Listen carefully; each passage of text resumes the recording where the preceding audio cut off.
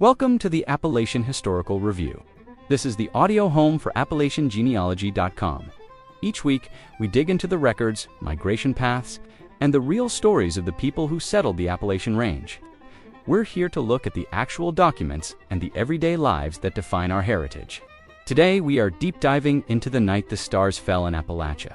So I want you to just imagine stepping out of a really dark, isolated mountain cabin. Like, put yourself right in this specific scene for a second. Oh, setting the mood right away. I love it. Yeah, I mean, you kind of have to for this one. So it is the cold, just bitter night of November 12, 1833. Right in the thick of winter approaching. Exactly.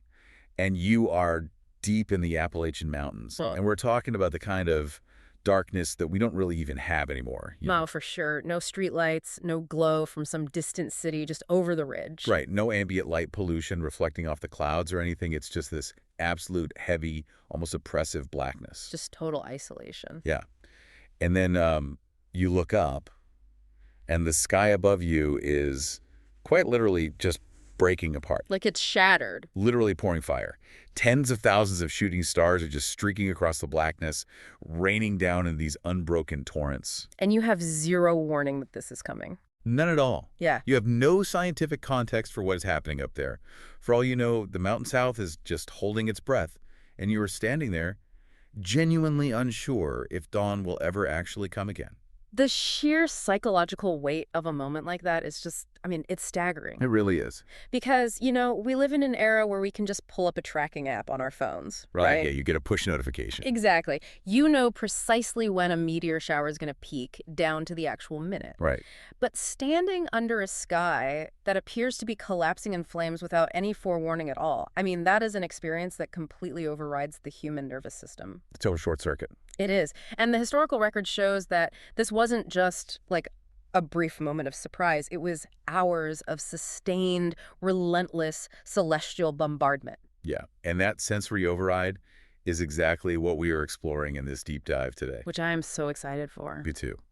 So today, we're looking at an event that's known in the historical record as the night the stars fell. The 1833 Leonid meteor storm. That's the one. Yeah. But our mission here today isn't just to talk about, orbital mechanics or astronomy. Right. It's not a science class. No, not at all. We are looking at this because it serves as this incredibly profound shortcut to understanding the history, the deeply held faith, and the literal physical movements of Appalachian ancestors. It really does. And the sources we've gathered for this deep dive are just remarkably diverse, which is great. Yeah, it gives us a really wide view. It allows us to see this event from so many multiple angles. We are pulling from historical articles, oral histories that were collected by the Works Progress Administration during the 1930s. The WPA stuff is always so fascinating. Right. Oh, it's a gold mine. Yeah. And we also have the foundational scientific accounts from Yale professor Denison Olmsted. Right. But I'd argue the most crucial pieces of evidence we have for today are the period-specific newspaper clippings and these really highly localized church records from the mountains south. Yeah, and we're bringing the genealogy aspect in right from the start because, honestly, that's where this mystery usually begins for most people. It's the hook. It is. Genealogists are digging through these old, dusty records, and they just keep hitting these strange, poetic references to the sky. They do. Anyone researching early 19th century America, and specifically the Appalachian frontier, is going to constantly encounter references to this night. It's everywhere once you start looking. It really pops up in oral histories. It is reflected in sudden, just completely unexplained land sales, and it really anchors family lore. But people kind of gloss over it, right? Yeah, they do. Researchers often underestimate the immense power of this event. The core thesis we really need to establish today is that misunderstanding the cultural and emotional gravity of the 1833 meteor storm can entirely distort your family timelines. Like it throws the whole tree out of whack. Exactly. You might misstate migrations or totally misinterpret the profound emotional weight behind these otherwise really sparse historical documents. Okay, let's unpack this. Because tracing a family tree usually involves, pretty dry tax rolls and census data. Spreadsheets, basically. Yeah, spreadsheets of the 1800s. You don't really expect to find cosmic horror in the county courthouse records. No, you really don't. But before we can even begin to understand the paperwork that our ancestors left behind, we have to understand what it physically felt like to stand under that sky. The actual lived experience of it. Right.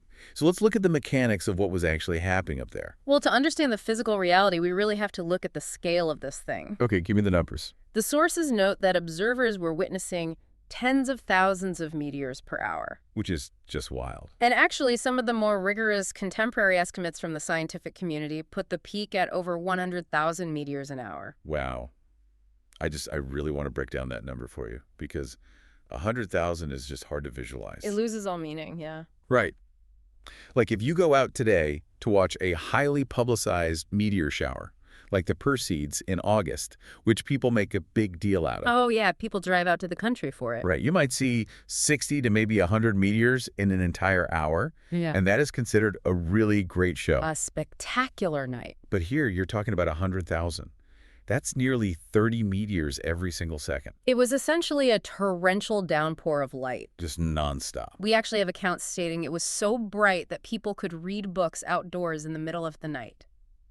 That detail really, really stuck with me when we were prepping for this. Isn't that crazy? Reading a book in November at like 2 in the morning purely by the light of falling stars. I mean, think about the mechanics of human vision there for a second. Right, because our eyes need a lot to read. Exactly.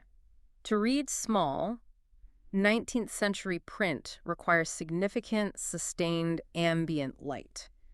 Your pupils have to constrict to focus on the text. So it couldn't have just been a quick flash. No, this wasn't a series of brief, isolated flashes like a lightning storm.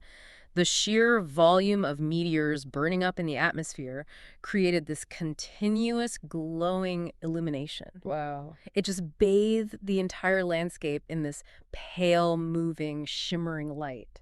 I was trying to figure out how to describe this sensory experience to you, and the analogy that makes the most sense to me has to do with how our brains process sudden environmental shifts. Okay, I like where this is going. So imagine being in a sensory deprivation tank, or just a pitch black room where your eyes have fully adjusted to the dark. Where you can't even see your hand in front of your face. Right. The rods in your eyes are doing all the heavy lifting, pulling in whatever faint photons they can possibly find. Yeah. And then suddenly the walls just drop away and you are standing in the middle of a brightly lit 360-degree IMAX theater playing these chaotic high-speed light sequences. Oh, that would be nauseating. Exactly.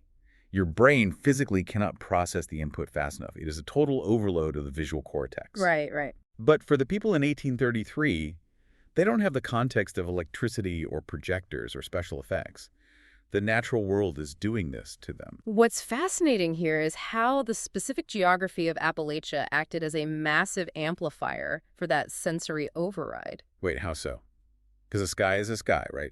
Wouldn't it look exactly the same in Ohio as it did down in Tennessee? Well, the celestial event itself is the same, obviously, but the terrestrial framing of it is completely different. Okay, I'm following. If you are out on the open plains of the Midwest, or, say, on a ship in the middle of the Atlantic, the sky is vast. Yeah, big sky country. Right. You have this distant, flat horizon that really grounds your perspective. You can practically see the curvature of the Earth. You have a lot of grounding visual cues. Exactly. But in Appalachia, the geography is defined by deep, isolated coves, narrow river valleys, and these really steep, ridge-bound communities. You're completely hemmed in by the mountains. You are. The horizon isn't miles and miles away. It's right in front of you, tilting sharply upward. Oh, I see. In those deep valleys, your field of vision is really restricted. The sky completely dominates whatever little open space you actually have above you. And there is zero light pollution. None. So when that specific, highly restricted patch of sky lights up with 100,000 burning meteors, it feels incredibly intimate. Almost suffocating, probably. Yes, it feels inescapable. On a normal pitch-black night, the sky in a mountain valley can feel heavy. But on a night when it is literally raining fire, it creates a real claustrophobic terror. Like the roof is caving in. It must have felt like the ceiling of the world was collapsing directly onto your specific, tiny little cabin. That makes perfect sense. The mountains frame the event and just make it intensely personal. They absolutely do. Now, at the exact same time this absolute terror is unfolding in the mountains, you have a completely different reaction happening up in New Haven, Connecticut. A very different vibe up there, yeah. Yale professor Denison Olmsted is watching the exact same sky. But he's not terrified. He is working. Olmsted's reaction is just a massive landmark moment in the history of science. Why was it so important? Well, at the time, the prevailing scientific consensus was that meteors were purely atmospheric phenomena. Like weather. Exactly. The very word meteor actually shares a root with meteorology, the study of weather. Oh, I never even put that together. Most people don't. But yeah, many scientists back then believed shooting stars were just ignited swamp gases or maybe these strange electrical anomalies in the upper atmosphere, sort of similar to lightning. So they didn't even know they were coming from outer space. Not definitively, no, not at that point. But Olmsted noticed something incredibly crucial during the 1833 storm. What did he see? He observed that all the meteors appeared to be emanating from one single point in the sky. What we call a radiant point. Exactly. He noticed they were all radiating outward from a spot in the constellation Leo. Which is why we now call them the Leonid meteors. You got it. Huh. If they were just random swamp gas igniting all over the place, they would appear randomly across the sky. Right, there'd be no pattern. But the fact that they shared a geometric point of origin meant they were entering the Earth's atmosphere from a specific direction in space. Okay, but how does he actually prove that, though? He doesn't have radar or satellite tracking in 1833. He used a brilliantly simple method. He essentially crowdsourced the data. Really?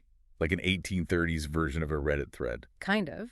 In the days following the storm, Olmsted put notices in local newspapers and the American Journal of Science, asking people from all over the country to send him their personal observations. That's so smart. He asked them to note the exact time they looked, the direction the meteors were traveling, and the apparent origin point from their location. And then he just crunched the numbers. Yep.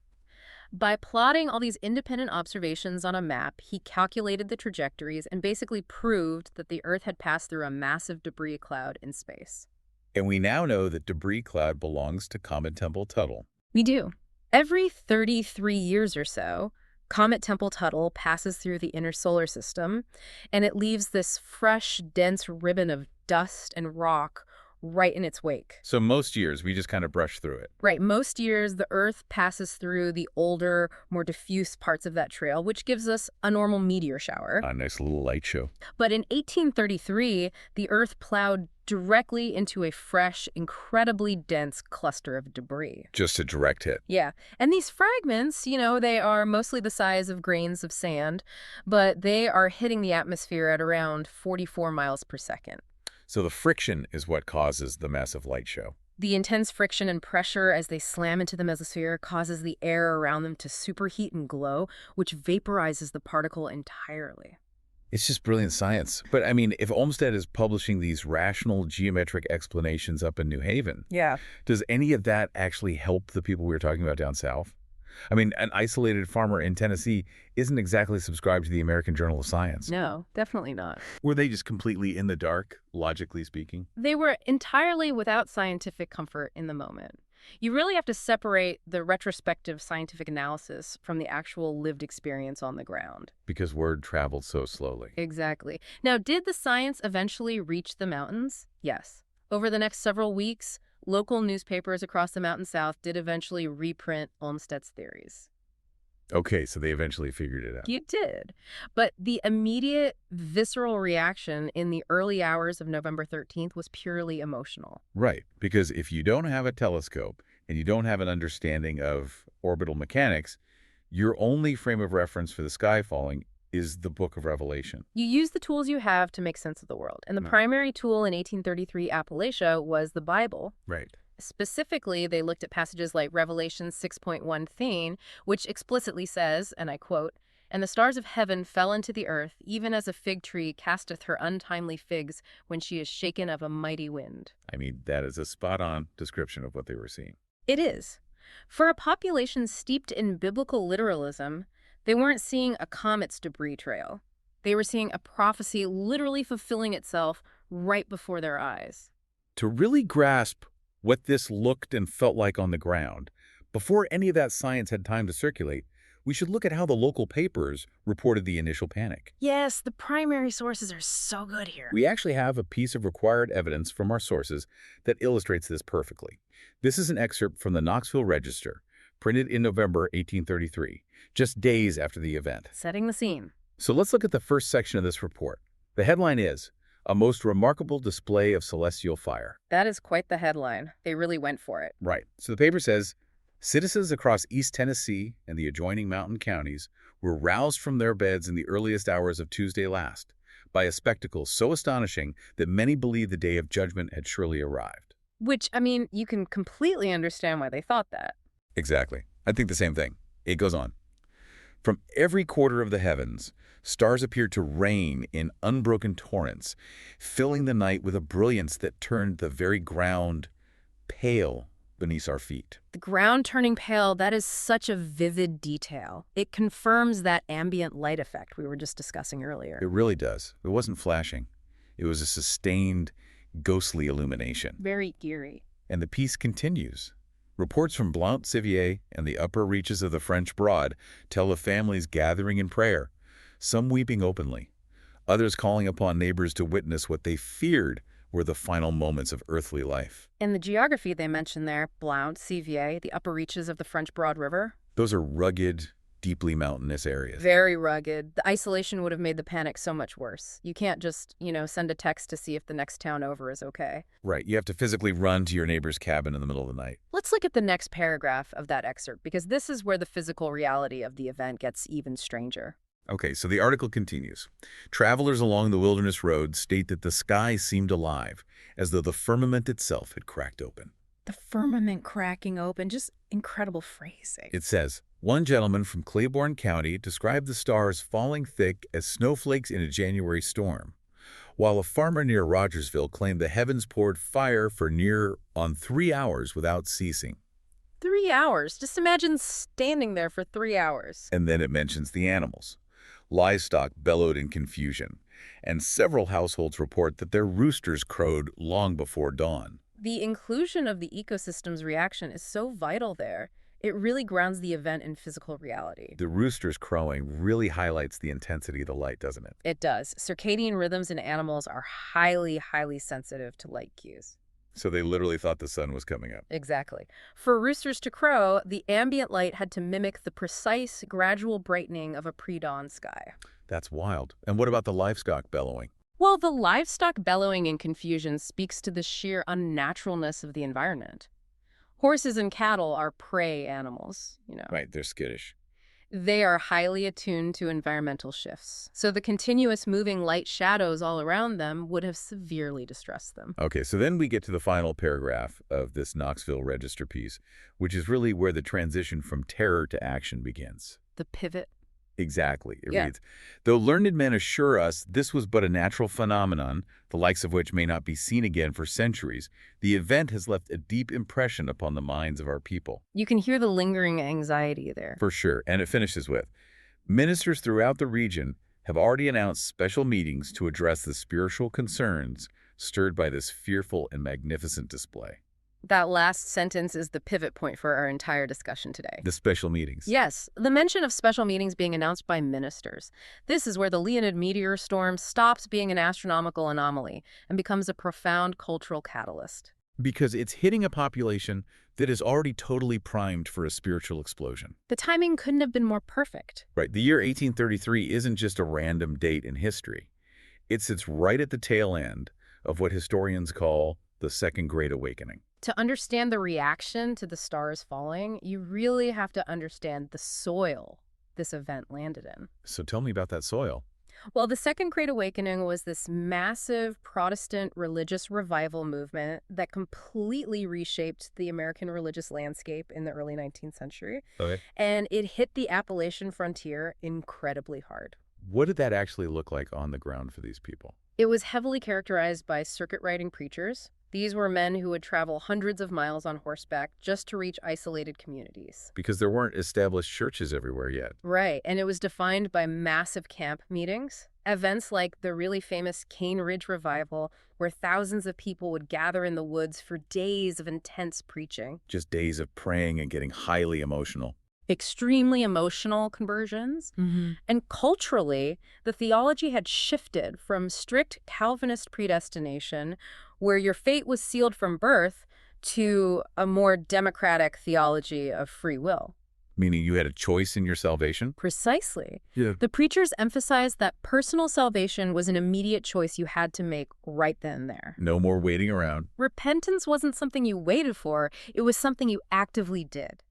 So the people living in these ridges and valleys were conditioned to look for spiritual meaning in their everyday lives. So everything was a sign. Everything. Yeah. A bad harvest, a sudden illness, a narrow escape from a wagon accident.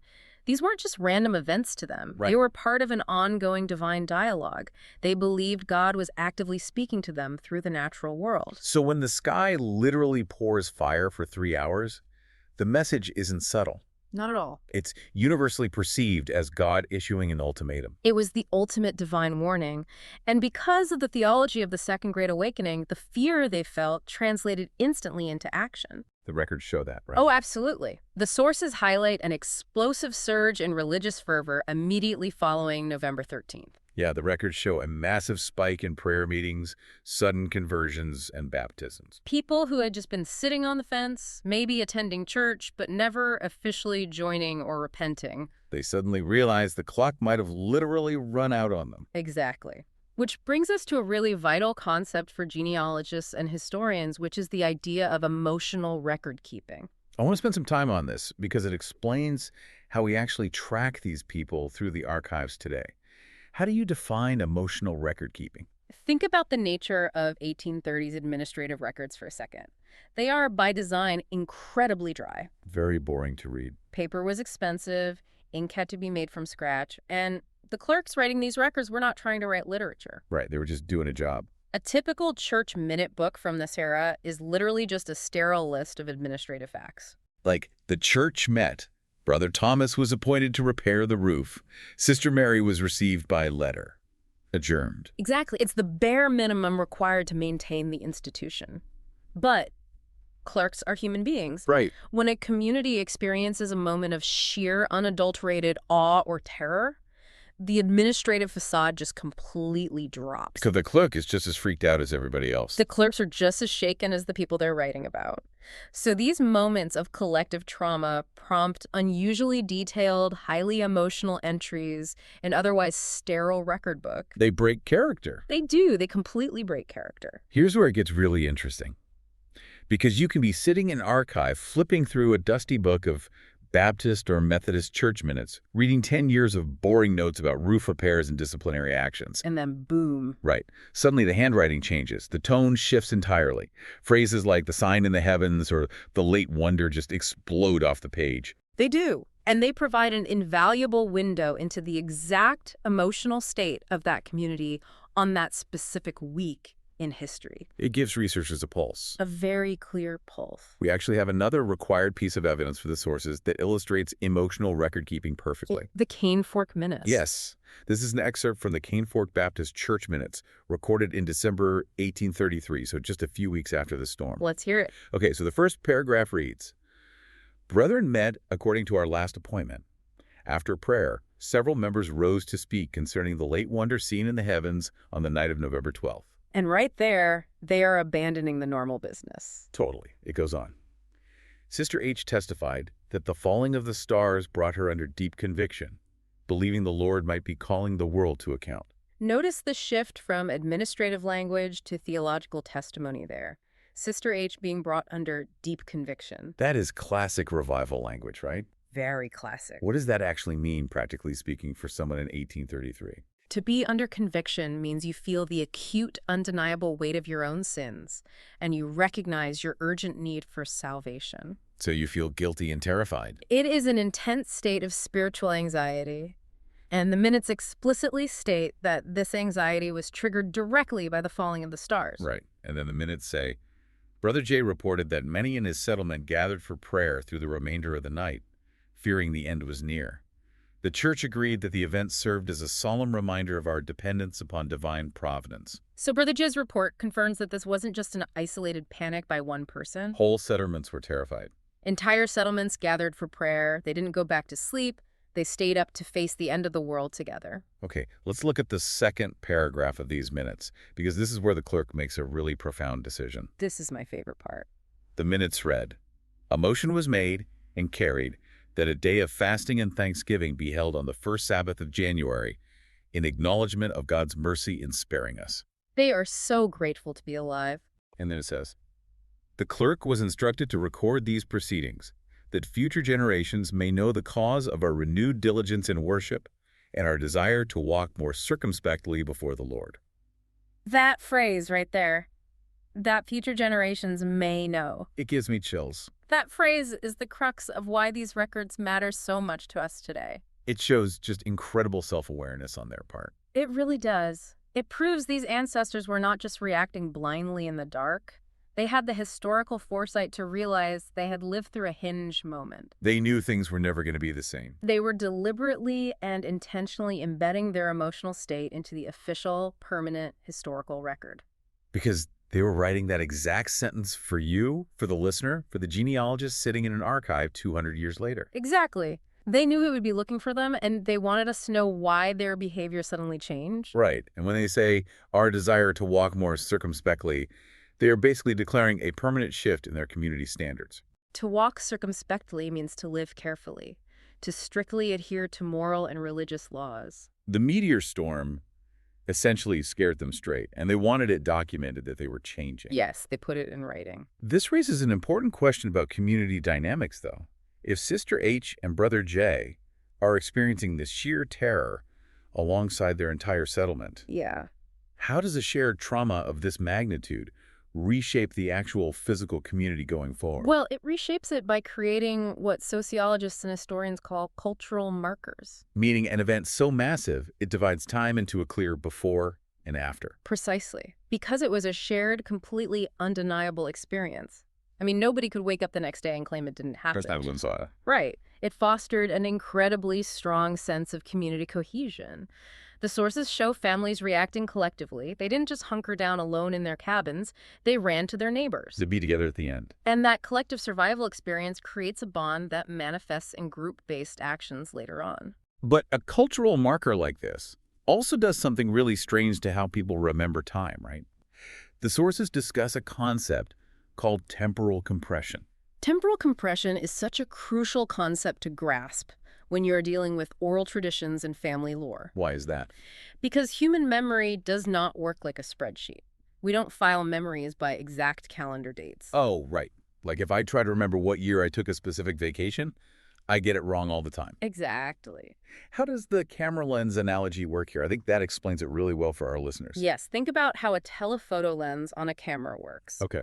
If you take a picture of a person standing on a hill with a huge mountain range miles behind them, the telephoto lens compresses the depth of field. Right, it flattens the image. It makes the distant mountains look like they're sitting right on top of the person's shoulders. Even though there's miles between them. Yes. Human memory does the exact same thing with time. Oh, wow. So exact calendar years fade away and the big emotional events become the background that everything else is compressed against. Exactly. People forget if an uncle died in 1831 or 1834. It's just a blur. But the visual memory of the sky falling is completely permanent. So they link the two things. Yes. Families routinely merged multiple events from the early 1830s into a single remembered moment, and they tied it all to the stars. And we see this heavily in the WPA Federal Writers Project interviews, don't we?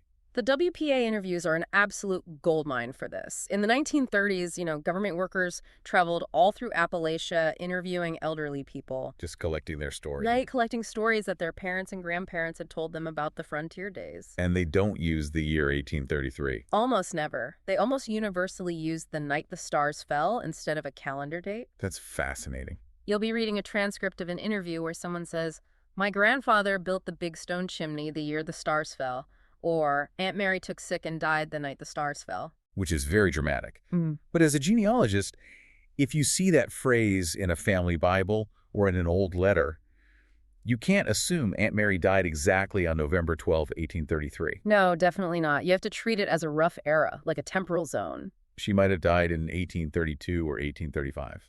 The oral history just compressed the timeline, using the most dramatic visual memory of that entire decade as the anchor pin for the family's narrative. So we have these communities that are bonded by trauma, experiencing this massive spiritual catalyst. And the sources mention this event forced people off the fence. It definitely forced their hand. It deepened theological conversations about mortality. But a spiritual catalyst in the 1830s doesn't just change how you pray, does it? No, it often changes what you do with your physical life. It changes where you live. It does. The emotional upheaval translates directly into physical movement. For many households, the meteor storm did one of two things. What were they?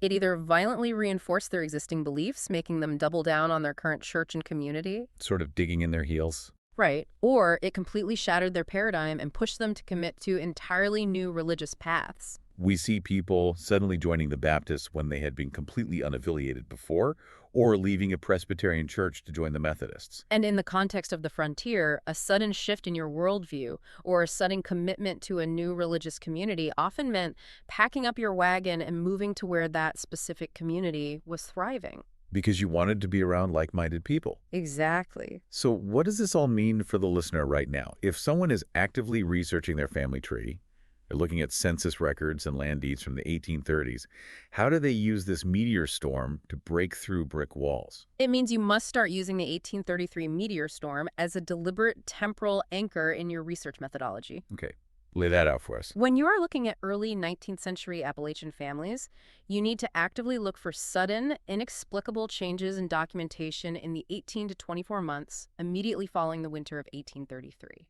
Let's walk through the practical application of this. What are the specific physical breadcrumbs we are tracking in the archives? The first, and arguably the most telling breadcrumb, are church letters of dismissal. Oh, right.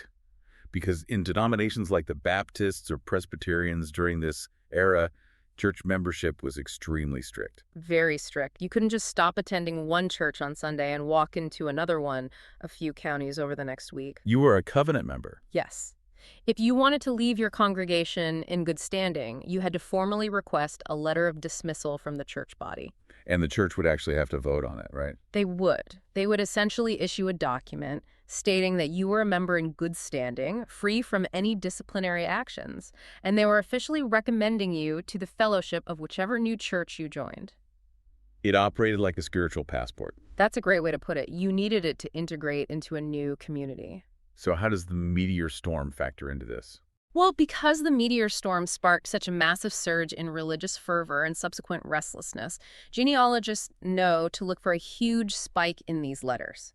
If you are reading through a church's minute book and suddenly, in the spring of 1834, you see a huge cluster of families requesting letters of dismissal all at once. That is a massive red flag. It is. It means the community is fracturing, or a large kin group is picking up and moving together. Yes. And that leads us to the second breadcrumb. Abrupt changes in land and tax records. Right, because you have to take the names from those church minutes and cross-reference them with the county courthouse. Because if they are requesting letters of dismissal, they are planning to leave. And if they are leaving, they have to liquidate their assets. Exactly. You look for sudden shifts in the tax rolls. A family that has been consistently paying taxes on 100 acres along a specific creek for a decade suddenly vanishes from the tax roll in 1834. And then you go to the deed books. And you see they sold their property within months of the meteor storm. The sources provide a really incredible case study of this exact phenomenon happening in eastern Kentucky. Oh, this case study is perfect. I really want to walk through how researchers piece this together because it shows the mechanism of how this works in real time. It's just a perfect archival example. So researchers were looking at a set of Baptist Association minutes preserved in eastern Kentucky. Okay. The minutes for late 1833 contain a paragraph describing an unusual, very sharp rise in confessions of faith in the weeks immediately following the meteor swarm. Just a sudden boom in church activity. Right, and the clerk explicitly notes that many members believe they had witnessed a sign of divine warning. So the emotional record keeping is right there on the page, establishing the motivation. It's right there. But the entry doesn't mention specific families by name in that emotional paragraph. Oh, interesting. So how do they track them? Well, if you keep reading the surrounding records in that exact same book over the next few months, you see a cluster of baptisms, followed very shortly by several letters of dismissal being granted to a specific group of families. The spiritual passports are issued. Yes. So the researchers took those specific names from the church archives, went down to the county courthouse, and pulled the land deeds from the exact same period. And the pattern emerges. A definitive pattern. That tight-knit group of households, the exact same names from the letters of dismissal, sold their property almost immediately after the storm. And they didn't just scatter randomly, did they? No, they moved westward together as a unified kin group into newly opened counties. They moved to join relatives or to settle near established church communities further down the frontier. The analogy I think of here is a tipping point mechanism. Oh, like the diving board analogy. Yes. Imagine a group of people standing on the edge of a high diving board. Farming in the mountains is incredibly hard, the frontier is dangerous, and maybe they've been talking about moving westward for years.